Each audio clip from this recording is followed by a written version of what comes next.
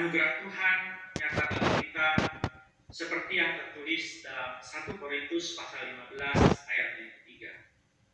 Sebab yang sangat penting telah kusampaikan kepadamu, yaitu apa yang telah kuterima sendiri, ialah bahwa Kristus telah mati karena dosa-dosa kita, sesuai dengan kitab suci. Di dalam Kristus engkau telah diampuni. Di dalam Kristus engkau telah diampuni. Damai Kristus bagimu. Damai Kristus bagimu juga.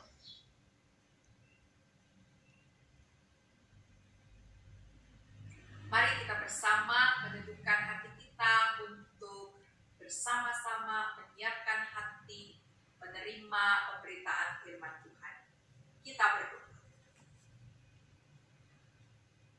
Ketika kami dapat merayakan kemenangan iman kami pada hari Minggu ini, meskipun secara virtual, kami percaya bahwa rencana kasih Tuhan senantiasa dinyatakan dan ditegaskan kepada kami untuk terus memenuhi panggilan-Mu dalam hidup bergereja dan bermasyarakat. Karena itu ketika sebentar kami akan mencoba membaca bagian dari firman-Mu, kami mohon kuatkan kami untuk menerima kebenaran firman-Mu. Karena kami percaya Roh-Mu yang kuduslah yang akan menolong kami dan memampukan kami untuk menerima kebenaran firman-Mu, sehingga firman-Mu itu menjadi kekuatan untuk kami nyatakan dalam hidup perutusan yang kami jalani dalam hidup di dunia ini. Karena itu berfirmanlah ya Tuhan, dan kuatkan kami untuk menerima kebenaran firman-Mu, karena kami berdoa dan menyatakan permohonan kami ini hanya di dalam pertolongan Allah Bapa, Tuhan kami Yesus Kristus, dan kuasa Roh Allah yang kudus. Amin. Pembacaan Alkitab kita pada hari Minggu ini diambil dari kitab Yesaya pasalnya yang ke-6, ayatnya yang pertama sampai dengan ayatnya yang ke-13. Perikop Yesaya pasal 6 ayat 1 sampai 13 ini diberikan judul oleh Lembaga Alkitab Indonesia, Yesaya mendapat panggilan Allah. Pada tahun matinya Raja Uzia, aku melihat Tuhan duduk di atas tahta yang tinggi dan menjulang, dan ujung jubahnya memenuhi bait suci. Para serafim berdiri di sebelah atasnya, masing-masing mempunyai 6 sayap. 2 sayap dipakai untuk menutupi muka mereka, 2 sayap dipakai untuk menutupi kaki mereka, dan 2 sayap dipakai untuk melayang-layang. Dan mereka berseru seorang kepada seorang, katanya, Kudus, kudus, kuduslah Tuhan semesta alam, seluruh bumi penuh kemuliaannya. Maka bergoyanglah alas ambang pintu disebabkan suara orang yang berseru itu, dan rumah itu pun penuhlah dengan asap. Lalu kataku, celakalah aku binasa, sebab aku ini seorang yang najis bibir, dan aku tinggal di tengah-tengah bangsa yang najis bibir. Namun mataku telah melihat Sang Raja, yakni Tuhan semesta alam. Tetapi seorang daripada serafim itu terbang mendapatkan aku. Di tangannya ada bara yang diambilnya dengan sepit dari atas mezbah. Ia menyentuhkannya kepada mulutku, lalu berkata, lihat, ini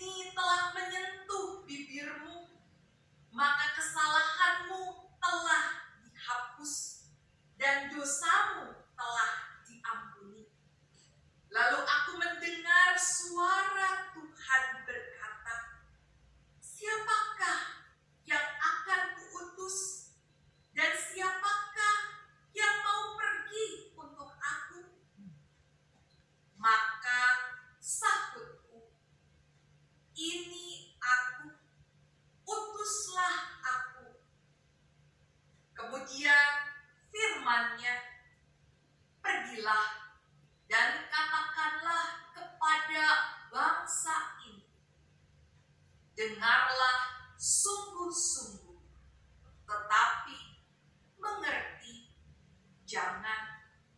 Lihatlah sungguh-sungguh, tetapi menanggap jangan.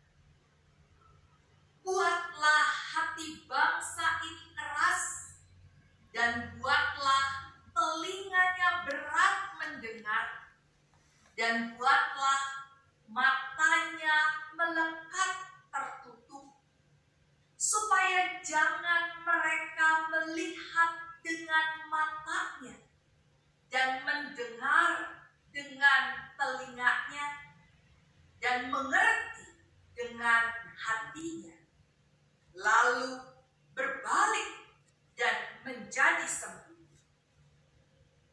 Kemudian aku bertanya, sampai berapa lama ya Tuhan? Lalu jawabnya, sampai kota-kota telah lengang, sunyi sepi, tidak ada lagi yang mendiami, dan di rumah-rumah tidak ada lagi manusia, dan tanah menjadi sunyi dan sepi. Tuhan akan menyingkirkan manusia jauh-jauh, sehingga hampir seluruh negeri menjadi kosong. Dan jika di situ masih tinggal 1/10 dari mereka, mereka harus sekali lagi ditimpa kebinasaan. Namun keadaannya akan seperti pohon beringin dan pohon jawi-jawi yang tunggulnya tinggal berdiri pada waktu ditebang, dan dari tunggul itulah akan keluar tunas yang kudus. Demikianlah pembacaan Alkitab kita. Berbahagialah setiap orang yang mendengar firman Tuhan dan memelihara dalam kehidupannya sehari-hari dengan sukacita. Haleluya.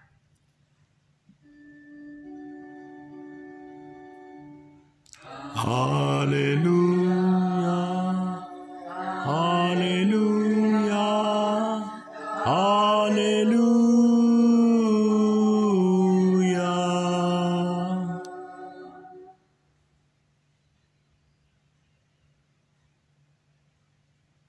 Tata gereja dan tata laksana Gereja Kristen Indonesia menyebutkan syarat menjadi pejabat gerejawi bukan untuk digunakan menjadi alat politik yang seolah menempatkan gereja sebagai Tuhan, bahkan menghakimi dengan standar ganda, seolah syarat-syarat itu ditujukan hanya untuk orang lain dan bukan pada dirinya sendiri.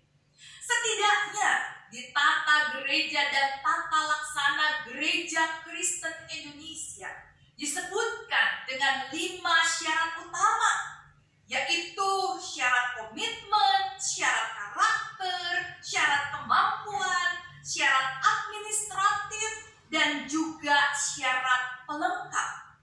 Intinya hendak menyoroti 2 hal dari calon seorang pejabat gerejawi, yaitu syarat moral dan spiritual dari calon tersebut, tentu dalam dasar Alkitab.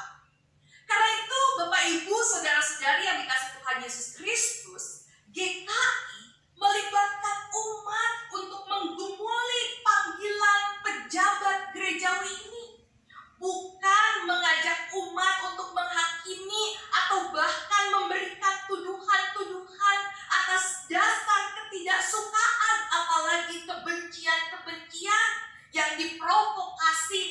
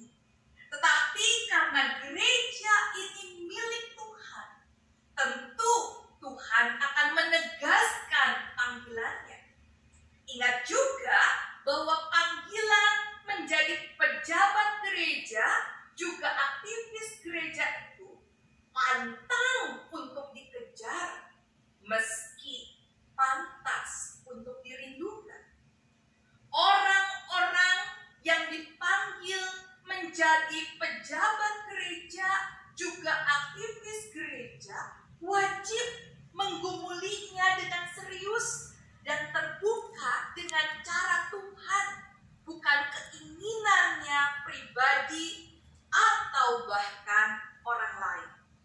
Nah, karena itu Bapak Ibu, saudara-saudari yang dikasihi Tuhan, menarik bahwa tentang pemanggilan ini, pembacaan Alkitab kita hari ini mengajak kita melihat tentang sosok Nabi Yesaya yang juga bergumul tentang makna panggilan Tuhan dalam hidup. Seperti kita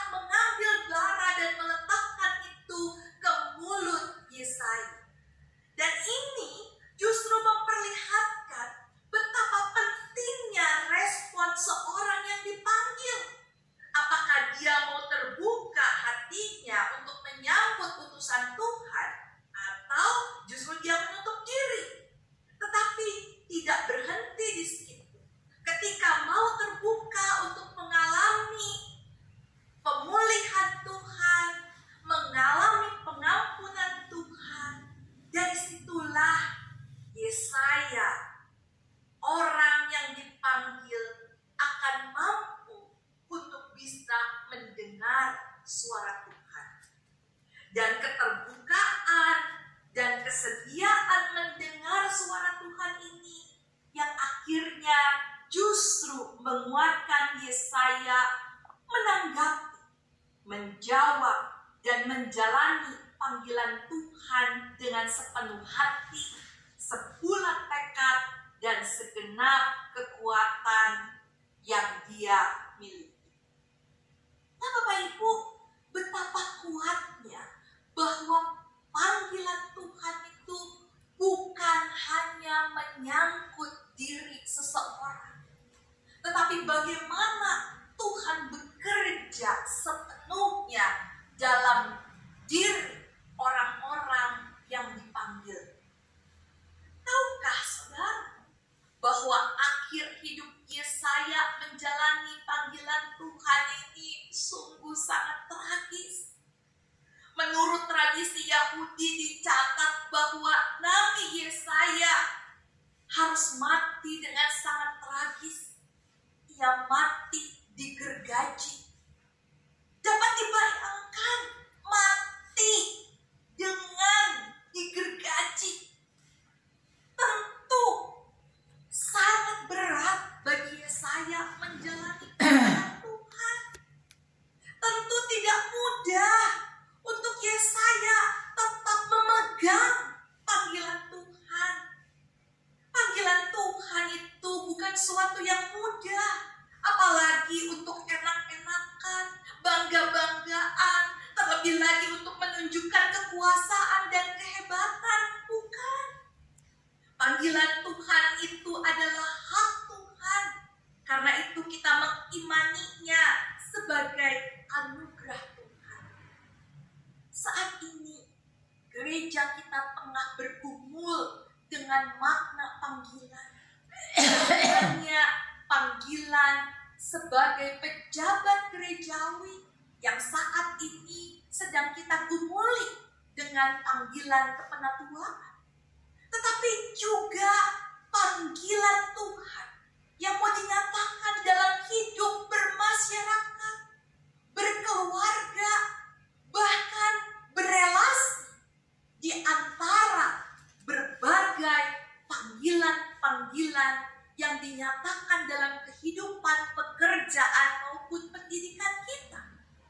Bagaimana panggilan Tuhan itu digemakan untuk kita ditantang secara sungguh-sungguh, secara serius, mau melihat tangan Tuhan yang senantiasa mau menguatkan kita, sehingga panggilan itu menjadi jawaban pribadi, bukan jawaban komunal. Tuntutannya pribadi, bukan tuntutan komunal. Dan ini menjadi esensi dari makna panggilan yang bukan hanya dalam kehidupan bergereja, tetapi juga kehidupan bermasyarakat, bahkan di tengah-tengah kehidupan kita berkeluarga dengan berbagai tanggung jawab yang ada.